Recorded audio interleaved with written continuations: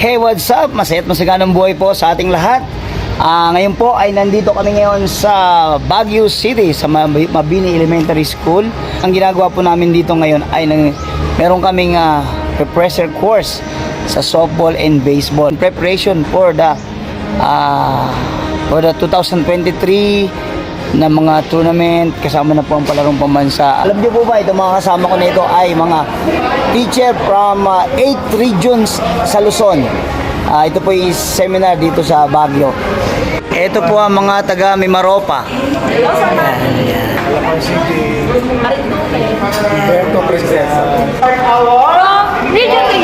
Tarlac. Masbate Province. Ito po yung mga coaches from Region 3. Ito po yung kalaban ng Region 3. Calabarzon. Yan. Ito ang pinakampambato nila. Yan, pogi na yan. Oh. Meron ba kayo yan? Ito po ang Muse. Tarlac. Region 3, Zambales. Region 1. Always Region 2.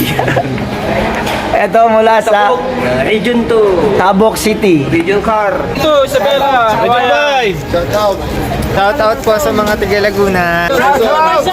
Zambales po, shout out. Bicol Region. San Antonio. Lawag City po. Kami po yung NCR team.